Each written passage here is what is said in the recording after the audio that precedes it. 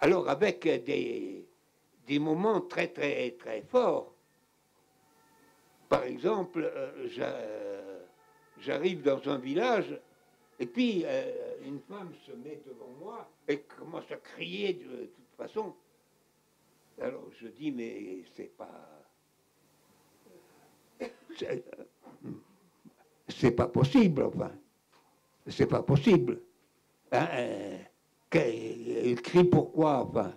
Et alors on me dit parce que son fils était entré dans la résistance et il a été tué.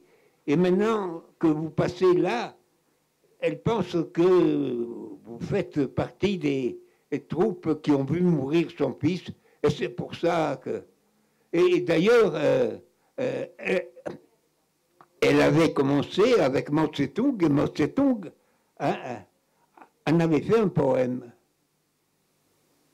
Elle a dit, donnez-moi une journée, il s'est mis là, il a composé le poème, et le poème, évidemment, il est devenu pour moi quelque chose. Là, vous le connaissez certainement tous. Watch Chao Yang, Yung Che Liu, Jimo Chang. J'ai perdu mon beau peuplier. Hein? Parce que la femme de Mao Tse-tung, avant qu'il commence la longue marche, hein, a été massacrée, tuée, alors que lui, il tentait d'échapper au Kuomintang. Et donc, il était tout à fait monté par la cheminée sur le toit. Et le Kuomintang arrive derrière, voit que Mao Tse-tung a disparu. Qu'est-ce qui se passe, enfin? Alors, ils prennent la femme et puis ils la mènent dans la cour et ils la découpent en morceaux, etc. Et même elle était enceinte, l'enfant est sorti, massacré, enfin, etc. Et c'est de là qu'il a, lui, Mao Tse-tung, décidé cette longue marche. Et là, dans le poème, surtout avec, pour ceux qui savent le chinois, cette chose merveilleuse pour moi, hein, c'est que toutes les femmes ont un nom d'arbre. Et ça, pour moi, c'est très précieux. C'est très précieux. Et disons un peu toute ma poésie en tient compte. Alors, évidemment, le poème, impossible de l'avoir en France. J'ai dû le faire éditer en Belgique. Hein, puis finalement, il est dans ma chambre. Il est toujours là. Et je l'invoque, et vous voyez, aujourd'hui c'est le cas. Hein, j'en parle de ce poème comme étant pour moi, en quelque sorte, l'apprentissage d'une écriture. Et c'est quoi? C'est que il y avait à ce moment-là chez moi, enfin, et ça continue, hein, des savants, des gens qui se disent des savants. Hein, et là-dessus, leurs travaux, leurs machins, à partir du moment où ils avancent dans l'inconnu, deviennent en quelque sorte strictement incompréhensible, n'importe quoi. Vous parlez de mathématiques, là? Mais les mathématiques ne sont qu'une partie. Enfin. Dans les savants, oui. Oui. Et ça vous a particulièrement marqué? Non. Par exemple, Big Bang. Qu'est-ce que ça veut dire? Big Bang. Je vais pas me mettre à énumérer tous les mots. Quelle réalité, quel lien le mot a-t-il avec une réalité qui n'existe pas? Et maintenant, il y a une chose formidable avec tout ce qui n'existe pas et qu'on essaie de rapatrier par tous les moyens grâce au large Ardon Miker. Et donc, ça reste là comme ça, comme une vérité, enfin, tout ce que... C'est-à-dire que le mot, il a un sens, des mots d'origine auxquels... Et C'est la parole errante. Et donc, C'est la parole errante. C'est et ce lieu la que parole vous avez à errante Montreuil. vient du fait de Nicole Gompers, morte à Auschwitz. Voilà. Hein, lorsque il a été question de faire un groupe pour monter une pièce, je voulais qu'elle soit avec nous. Et alors, il y avait une expression dans le verbe qui était le juif errant. Alors, j'ai fait du groupe qu'on était la parole errante pour que Nicole soit toujours là et qu'elle soit à toutes les pièces. Magnifique. Et vous y faites quoi alors à la parole errante à Montreuil? C'est un lieu où vous accueillez d'autres spectacles, où vous faites Oui, c'est un lieu de travail. Voilà. Un lieu de travail. À partir du moment où on dit ça, on comprend. C'est-à-dire il y a des gens qui travaillent sur des textes de Gatti, il y a des gens qui travaillent avec Armand Gatti sur ses textes à lui, mais c'est un lieu aussi d'accueil d'amis. Par exemple, samedi, on accueille Gabriel Garand, qui a écrit un joli livre qui s'appelle Géographie française, et Gabriel Garand, qui est un vieil ami à Armand Gatti, qui est un vieil ami à Gabriel Garand aussi, ils vont lire un extrait de cette Géographie française. Alors en ce moment, il y a une femme... Parce que son père oui. est mort à Auschwitz aussi. Enfin. Voilà, mais c'est pas seulement pour ça. Et oui, mais ça, tu vas lire la partie de son père, justement. Et puis bon, en ce moment, il y a une femme que vous connaissez bien, qui habite Montreuil, qui s'appelle Bielka, et qui chante des chants yiddish, des chants russes, enfin de toute cette Europe de l'Est, comme ça, voilà. Et puis bon, voilà, il y a... C'est pas seulement un lieu pour faire connaître la pensée, le travail poétique d'Armand Gatti. Si, aussi, oui. Mais c'est pas seulement ça. C'est-à-dire qu'il y a des gens qui travaillent, qui font des choses aussi intéressantes que, en plus, dans laquelle il est effectivement pour des jeunes compagnies ou même sans être forcément des compagnies, pour des jeunes groupes, c'est vrai qu'il est difficile de trouver un lieu de travail. Alors, sachant que effectivement, c'est pas un lieu d'exploitation du travail. C'est-à-dire que quelqu'un qui va, il y en a un groupe là, qui travaille sur des poèmes liés à la guerre de 14. Bon, voilà, il va travailler plusieurs fois, et puis il va représenter son travail pendant 2 jours, mais c'est pas un lieu d'exploitation. On l'a fait exceptionnellement avec justement cet ami Gabriel Garand, où effectivement là on l'a accueilli pendant 20 jours. Mais c'est tout à fait exceptionnel. En général, c'est les gens qui travaillent, qui répètent et qui présentent leur travail à un certain nombre d'amis, de spectateurs que Gatti appelle plutôt des témoins que des spectateurs. Parce que pour ça, il appelle ça des témoins, c'est qu'il a intégré la notion de spectateur dans son écriture.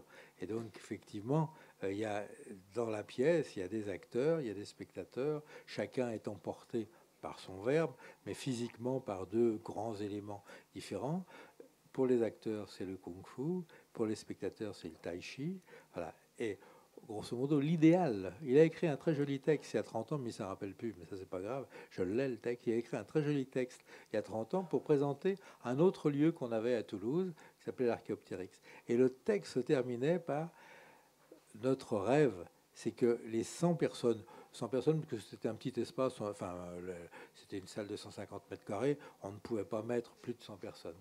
Notre rêve, c'est que les 100 personnes qui sont dans la salle, elles soient toutes sur la scène. » Il n'est pas notre rêve, il y a notre utopie. Et effectivement, c'est ça. Enfin, je veux dire, profondément. C'est la pensée du théâtre avec le public, voilà, de l'espace et du public. Profondément, le propos de Gatti dans son œuvre, c'est effectivement, et dans cette dernière traversée des langages, les 15 dernières pièces qu'il a écrites, c'est-à-dire, on le voit bien. C'est vrai que cet idéal, ce serait que, il y a un groupe de gens qui se rassemblent. Il y en a qui vont porter le texte, il y en a d'autres qui vont aussi porter le texte, puis qui vont avoir un statut de spectateur, mais qui sont là depuis le début. Alors, effectivement, comme il fallait bien des gens qui viennent, alors après moi c'est moi qui parle, hein, comme effectivement comme il fallait bien que des gens qui viennent voir le spectacle, parce qu'il y a quand même des gens qui nous financent, et que les financeurs ils aiment bien que voilà. Donc on rentre un tout petit peu à ce moment-là dans cette société spectaculaire et marchande qu'il dénonce, mais il a une jolie expression pour présenter son travail, son œuvre, etc. Il me montre du doigt, donc il va inverser, il me montre du doigt en disant j'ai un pied dans le système et un pied hors du système. Et quand il me montre système, c'est vous. Et quand il me montre du doigt, c'est moi le système. Enfin, je veux dire, voilà. Effectivement, voilà. Mais il y a une autre population aussi que vous nommez les loulous. Oui, ouais. Alors, c'est qui les loulous? Bah, c'est justement, c'est à partir du moment où Gatti... Oui, pour l'allemand.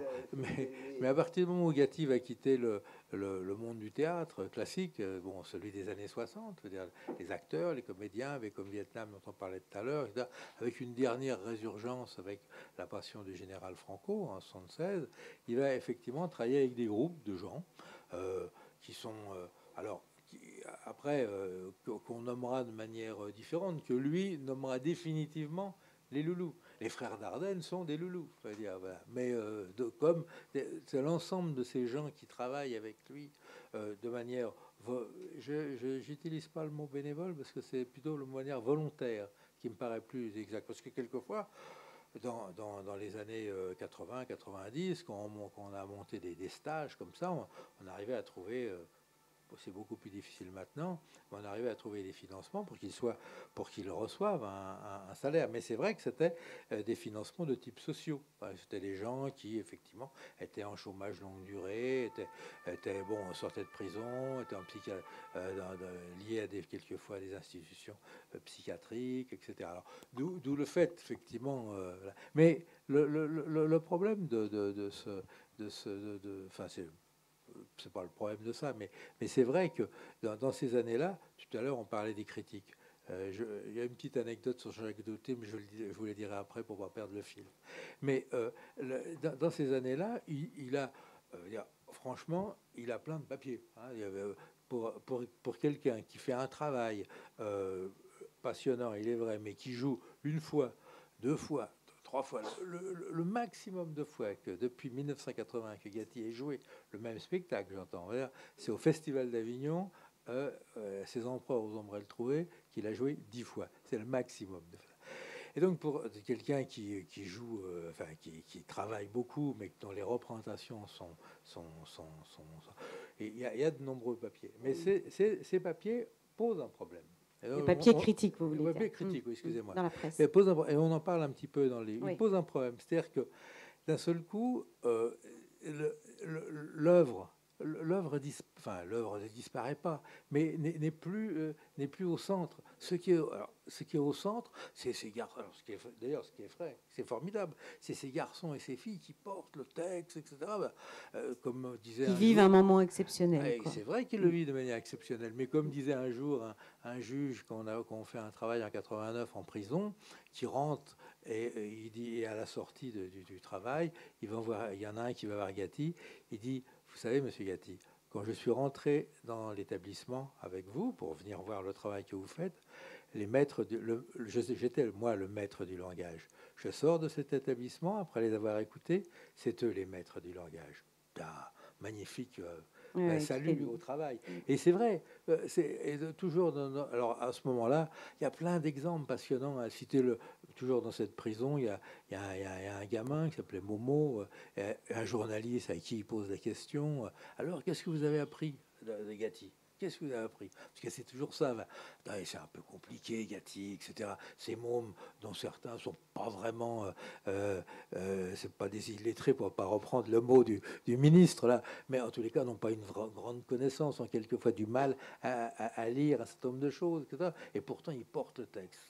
Et il lui répond, il y en a un qui lui répond de manière formidable. Le journaliste est un Allemand, qui parlait fort bien français d'ailleurs. Il lui dit: moi, monsieur, je suis plus riche de 200 mots de la langue française. Hein? Voilà, Après, il y a ce que Gatti dit assez bien, la chose, c'est que si effectivement, de la part de ces filles et de ces garçons, il n'y a pas une volonté de son sort. Il va pas les tirer comme ça. C'est eux-mêmes qui se tirent comme ça. Ils se tirent comme ça dans leur rapport avec Gatti, dans leur rapport au texte. Alors, effectivement, Gatti leur donne beaucoup, mais il les tire pas. Enfin, il les tire, mais c'est l'œuvre, c'est le rapport, c'est la même. Enfin, mais il les tire pas par la main pour rien. C'est parce que. Alors, des fois, bon, c'est dur, des fois, c'est compliqué, des fois, ça marche pas.